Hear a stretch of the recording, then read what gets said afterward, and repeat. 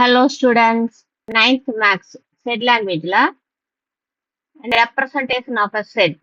ஒரு செட்னு கொடுத்தாங்கன்னா அதை எப்படி நம்ம ரெப்ரசென்ட் பண்றது அதை தான் இப்போ பார்க்க போறோம். ஃபர்ஸ்ட் என்ன கொடுத்துருக்காங்க, டிஸ்கிரிப்டிவ் ஃபார்ம். வேர்ட்ஸ்ல எக்ஸ்பிளைன் பண்ணி சொல்றதுதான் descriptive form. The set of all vowels in English alphabets. Next வந்து set builder form or rule form. Set builder form or rule form அப்படின்னா இப்போ இதே எக்ஸாம்ல எடுத்துக்கோங்க. இதே எக்ஸாம்ல எடுத்துட்டு set of all vowels in English alphabet na இங்க எப்படி எழுதுறாங்க, a is equal to set of all x such that x is a vowel in English alphabet. இங்க என்ன எழுதுறோமோ இங்கிலீஷ் alphabet சொன்னாலே அதே தான் இங்க எழுத போறோம். பட் முன்னாடி மட்டும் செட் பில்டர் ஃபார்ம்னா என்ன செய்ய போறோம், a is equal to x such that x is a vowel in English alphabet. Descriptive ஃபார்ம்ல நீங்க என்ன சொன்னீங்க, வேர்ட்ஸ்ல அதை எக்ஸ்பிளைன் பண்றீங்க. இங்க செட் பில்டர் ஃபார்ம்ல அதையே செட்டுக்குள்ள எழுதுறோம், அவ்வளவுதான் டிஃபரன்ஸ். டிஸ்கிரிப்டிவ் ஃபார்ம்னா என்ன செய்ய போறோம், அதை வேர்ட்ஸ்ல எழுத போறோம், டிஸ்கிரைப் பண்ணி சொல்ல போறோம், அவ்வளவுதான். பட் செட் பில்டர் ஃபார்ம்னா அதை செட்டுக்குள்ள எழுத போறீங்க. அதே தான் இங்க என்ன சொன்னோம், வவல்ஸ் இன் இங்கிலீஷ் அல்பபெட் சொன்னீங்களா, இங்கேயும் அதே தான் வவல்ஸ் இன் இங்கிலீஷ் அல்பபெட் தான். பட் எக்ஸ்ட்ரா என்ன சொன்னோம், இதை செட்டுக்குள்ள எழுத போறோம். a is equal to set of all x such that x is a vowel in English alphabet. Set bracket போட்டு எழுத போறோம். நெக்ஸ்ட் தேர்ட் வந்து roster form or tablet form.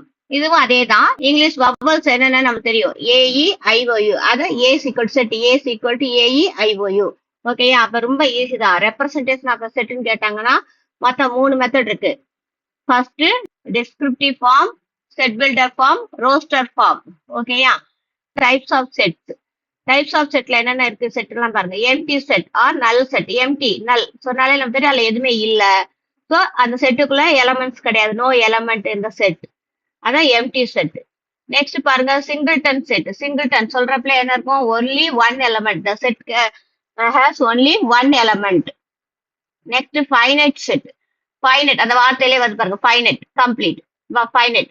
அப்ப கவுண்டபிள், அதுல இருக்கக்கூடிய செட்டுக்குள்ள இருக்கிற நம்பர்ஸ் நம்ம என்ன செய்யலாம், கவுண்ட் பண்ணி சொல்ல முடியும். So finite. நெக்ஸ்ட் பாருங்க இன்ஃபைனைட். இன்ஃபைனைட் செட்னா நாட் ஃபைனைட், அது கம்ப்ளீட் ஆகாது, போயிட்டே இருக்கும். இந்த ஃபார் எக்ஸாம்பிள் 5, 10, 15 எக்ஸெட்ரா, லாஸ்ட் அதுக்கு எண்டு சொல்ல முடியாது. செட் ஆஃப் ஆல் பாயிண்ட்ஸ் அந்த லைன்ல 2 இருக்கும், போயிட்டே இருக்கும் பாயிண்ட்ஸ் இல்லையா. ஸோ இதெல்லாம் வந்து இன்ஃபைனைட் செட்டுக்குரிய எக்ஸாம்பிள்ஸ் கொடுத்துருக்காங்க. Next cardinal number. Cardinal number நேற்றே சொல்லியிருக்கோம், என் ஆஃப் ஏ. அது செட்டுக்குள்ள என்ன இருக்குன்னு சொல்லியிருக்கோம் இல்லையா. Cardinal number of the set denoted by n of ஏ.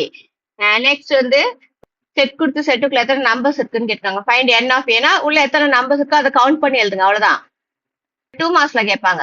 இப்ப இல்ல எத்தனை எலமெண்ட்ஸ் இருக்கோ அது n of a is equal to 8 அந்த மாதிரி. Next equivalent set. ஈக்குவலன்ட் செட்னா ரெண்டு செட் ஈக்குவலன் எப்ப சொல்லலாம்னா சேம் நம்பர் இருக்கும். எப்ப same number of elements and it is written as a similar a equivalent to b. a equivalent to b. a and b two sets are equivalent if they contain the same number of elements. சரியா, அப்படின்னா என்ன அர்த்தம்னா n of a is equal to n of b. number of elements in the set A is equal to number of elements in the set B. ரெண்டு equal இருந்துச்சுன்னா equivalent set. Equivalent செட்டுக்கு என்ன definition புரியுதா, A and B ரெண்டுமே equivalent set எப்ப சொல்லலாம், number of elements n of A is equal to n of B. But அந்த numbers வந்து அந்த நம்பர்ஸ் தான் ஈக்குவலா இருக்கணுமே தவிர அதுல இருக்கக்கூடிய எலமெண்ட்ஸ் வந்து சேமா இருக்குன்ற அவசியம். இங்க பால் கொடுத்துருந்தாங்கன்னா இங்கே பால் தான் இருக்குன்ற அவசியம் கிடையாது. இங்கே ஹிஸ்டரி ஜியாகிரபி இதுல எத்தனை இருக்கு மொத்தம், n of B எவ்வளவு 2, n of a எத்தனை 2, ரெண்டுமே equal. n of a is equal to n of bன்றனாலதான் இங்க என்ன சொல்றோம், ஈக்குவலன்ட் செட். நெக்ஸ்ட் வந்து ஈக்குவல் செட். ஈக்குவல் செட்னா ரெண்டுமே ஈக்குவலா இருக்கணும், எலமெண்ட்ஸும் சேமா இருக்கணும், நம்பர்ஸும் ஈக்குவலா இருக்கணும். Exactly the same elements also the same elements. அங்க என்ன இருக்கோ அதே தான் இங்கே இருக்கணும். ஆர்டர் மாத்தி இருக்கலாமே தவிர சேமா தான் இருக்கணும். இங்க பாருங்க, இப்ப ஏல என்னன்னா 1 2 3 இருந்தாங்கன்னா பில என்னதான் இருக்கு, அதே 1 2 3 தான். 1 2 3 4 ஏல 1 2 3 4 இருக்குன்னா பிலையும் 1 2 3 4 தான். பட் ஆர்டர் தான் மாறி இருக்கே தவிர சேம் எலமெண்ட்ஸ் தான் இருக்கணும். அப்படி இருந்துச்சுன்னா அது என்ன set, equal set. Next universal set. Universal set is a set which contains all the elements of all the sets under consideration and usually denoted by u. இந்த சிம்பிள் நேற்று சொல்லி கொடுத்தேன், யூனிவர்சல் செட்டுக்குரிய சிம்பிள். சரி, ஒரு எக்ஸாம்பிள் இங்க பாருங்க. set A is equal to Earth, Mars, Jupiter கொடுத்துருக்காங்க. Then the universal set U is the planets of solar system. அப்ப சோலார் சிஸ்டத்துல நிறைய பிளானட்ஸ் இருக்கு இல்லையா, சோலார் சிஸ்டத்துல நிறைய பிளானட்ஸ் இருக்கு. பட் இங்க வந்து பர்டிகுலர் ஒரு 3 மட்டும் தான் எடுத்து கொடுத்துருக்காங்க. அப்ப இந்த 3 வந்து எந்த செட்டுக்குள்ள இருக்கும், யூனிவர்சல் செட்டுக்குள்ள இருந்தா இந்த 2 3 எடுத்து கொடுத்துருக்காங்க. அப்ப சோலார் சிஸ்டம் தான் என்னது, யூனிவர்சல் செட். சோலார் சிஸ்டம் தான் யூனிவர்சல் செட். ஓகேயா, இங்க U என்னது யூன்றது என்னது சோலார் சிஸ்டம். அப்ப சோலார் சிஸ்டம் தான் யூனிவர்சல் செட். அதுக்குள்ள இதெல்லாம் எடுத்து கொடுத்துருக்காங்க. சரியா? அப்ப யூனிவர்சல் செட்னா it contains all the elements. Universal செட்டுக்குள்ள என்ன இருக்கும்? All the elements. எல்லா எலமெண்ட்ஸும் அதுக்குள்ள இருந்தா தான் அது யூனிவர்சல் செட். ஓகேயா? Next subset. சப்செட்னா என்னன்னு பார்க்கணும். சப்செட்னா A and B be two sets if every element of A is also an element of B. Aல இருக்க எல்லா எலமெண்ட்ஸும் அதுல இருக்குமானா இதுமே ஈக்குவலாவும் இருக்கலாம், அதோட கம்மியாவும் இருக்கலாம். A is also an element of B. And then A is called a subset of B. We write A contained in B. சரியா? இப்ப இந்த எக்ஸாம்பிளோட உங்களுக்கு இங்க ஒரு எக்ஸாம் இன்னும் கொஞ்சம் ஈஸியா புரியும் பாருங்க. N W Z கொடுக்க. N natural number, whole number, integers. இப்ப N எல இருந்து ஆரம்பிக்கும் 1 2 3. W 0 1 2. இன்டிஜர்ஸ்னா நெகட்டிவ் நம்பர், 0 பாசிட்டிவ் எல்லாமே இதுக்குள்ள இருக்கும். சரியா? அப்ப N is the subset of W. N is the subset of W. W is the subset of Z. புரியுதா உங்களுக்கு? N is the subset of W. W is the subset of Z. இங்க ஒரு question கேட்டிருக்கான். Is W a subset of N? W வந்து N ஓட சப்செட்டா? கிடையாது. ஏன்? இதுல 0 இருக்கு, இங்க என்ன கிடையாது? 0 கிடையாது. 1ல இருந்து ஆரம்பிக்கும். பட் இங்க வந்து 0வும் இருக்கும் இல்லையா? அப்ப W is not a subset of N. அடுத்து இன்னொரு பிரச்சனை. W subset of N or Z. இது N-க்கு சப்செட் கிடையாதுன்னு கேட்டோம். அப்ப Z-க்கு சப்செட்டா? இன்டிஜர் சப்செட்டா? எஸ். Z-ல நெகட்டிவ்ஸ் இருக்கும், 0 இருக்கும், பாசிட்டிவ்ஸ் இருக்கும். நெகட்டிவ்ல இருக்க எல்லா நம்பர்ஸ் இருக்கும், 0 இருக்கும், பாசிட்டிவ் நம்பர்ஸ் எல்லாம் இருக்கும். அப்ப இங்க 0ல இருந்து பாசிட்டிவ் நம்பர்ஸ் எல்லாமே W-ல இருக்குமா? So W is the subset of integers Z. ஓகேயா? புரிஞ்சதா? அதே சமயம் இங்க இன்னொன்னு கொடுத்துருக்காங்க. Cardinal number of A is less than or equal to cardinal number of B. N of A is less than or equal to N of B. சப்செட்டுக்கு இந்த இதையும் நீங்க தெரிஞ்சுக்கணும். N of A is less than or equal to N of B. ரெண்டுல இருக்கக்கூடிய cardinal number ஈக்குவலா இருக்கலாம், இல்லாட்டினா அதோட கம்மியாவும் இருக்கலாம். N of A is less than or equal to N of B. ஓகேயா? Next proper subset.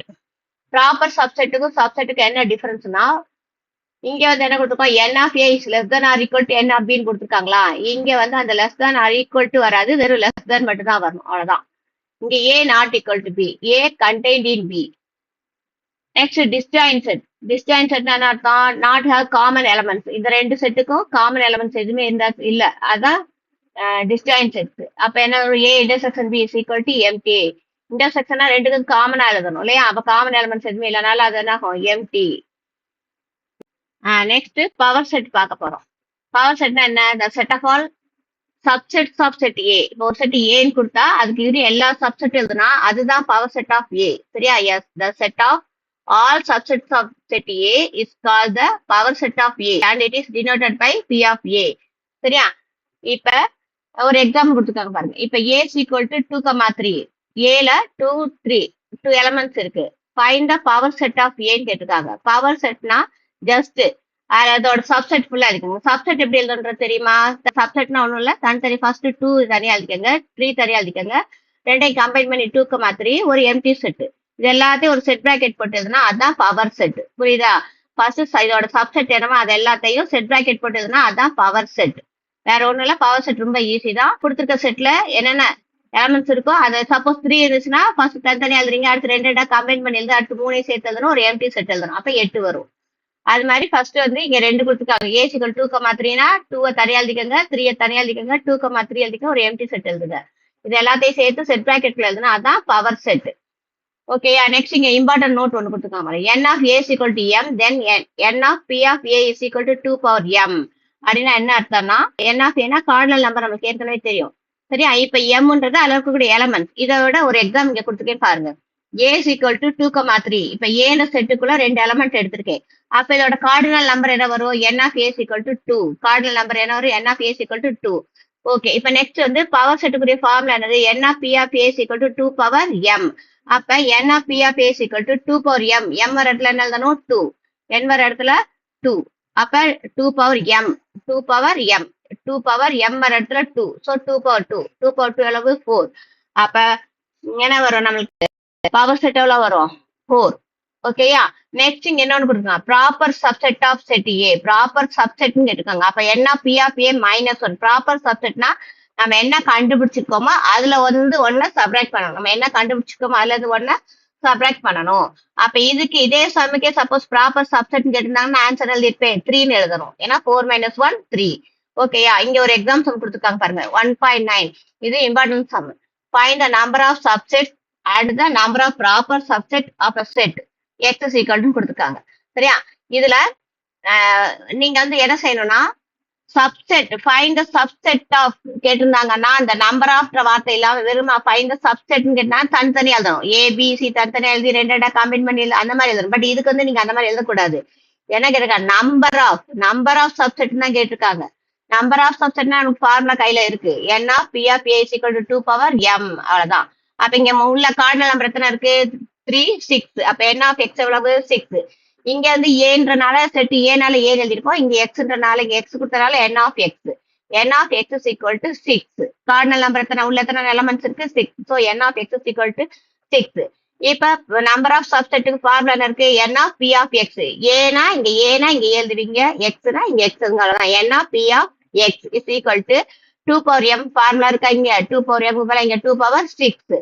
2 power 6 னா 2 into 2 into 6 times 14 ஆன்சர் வரும் 64.